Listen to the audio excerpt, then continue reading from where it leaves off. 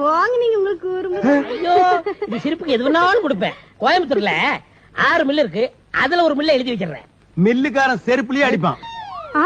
அது ஆசிரியர். மெட்ராஸ்ல 3 கப்பல் ஓடுது, அதுல 1.5 கப்பல் உனக்கு எழுதி வச்சிடுறேன். டேய் கப்பல்காரன் உன்னை கடல பிடிச்சி தள்ளி விட்டுருவான். ஐயோ ஆறுங்க மறுபடியும். அது டேப் இருக்காடு. ஊட்டியில டீ எஸ்டேட் 100 ஏக்கர் இருக்கு. இருக்குடா, உனக்கு இருக்கா? ஐயோ யார மனுஷன் பேசுறாங்க. ரோட்ல பிச்சைக்காரன் பேசிட்டு போறான். இதெல்லாம் எழுதி வச்சிருக்க கண்ணு. ஐயோ உங்க கார பல்ல பார்த்தா எனக்கு பயமா இருக்குது. அது எப்படிங்க வந்தது? அத நான் சொல்றேங்க அர்ஜென்ட் சித்தி. இவன் ஒரு நாள் அவசரத்துல வர காப்பின்னு நினைச்சு தார் எடுத்து குடிச்சிட்டான்.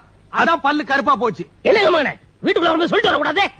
கத்தாதடா, சொந்த வீட்டுக்குள்ள வர்றதுக்கு எவனா தந்தி அடிச்சிட்டு வருவானடா? அது இல்லங்க மகனே, கதவை தட்டிட்டு வரதான் நம்ம தமிழோட பண்பாடு. டேய் கிளப்பாடு, பண்பாட்டை பத்தி நீ பேசுறியா? ஓங்கி கன்னத்துல அப்புன உன் கரப்பல்லு காணாம போயிரும்டா. பல்லுல கரை இருக்கலாம், ஆனா மனசு இருக்கக்கூடாது. ஐயோ இவர் பெரிய ஷேக்ஸ்பியர் பிலாசபி எல்லாம் பேசுறாரு. எட்டிட்டு இடுப்பானே மிதிச்சு போடு. என்னடே இதெல்லாம் கரை இல்லையா? சாரி சித்தி. மைசன் என்னடா பைசன்? இவ்வளவு நாளா திட்டுனீங்க, நான் பொறுத்துக்கிட்டேன். பக்கத்து விட்டு பொண்ணு இருக்கும்போது என்ன திட்டுனீங்களே, அதை என்னால பொறுத்துக்க முடியாது. அதை தாண்டா நானும் சொல்றேன். எனக்கு ஒரு பொண்ணு பார்க்காம பக்கத்து வீட்டு பொண்ணு, அடுத்த வீட்டு பொண்ணு, எதிர் வீட்டு பொண்ணு எல்லாம் கூட்டி வந்து ரூட்டி அடிக்கிறது என்னால பொறுத்துக்க முடியல. மரியாதையை வெளிப்படா. போறேன், நீ சொத்தை பிரிச்சு கொடு. என்னது சொத்தா? அப்படின்னா அப்ப ஏமாத்த பாக்குறியா? இப்பவே நாட்டாமே கூப்பிட்டு பஞ்சாயத்து கூட்டுறேன்.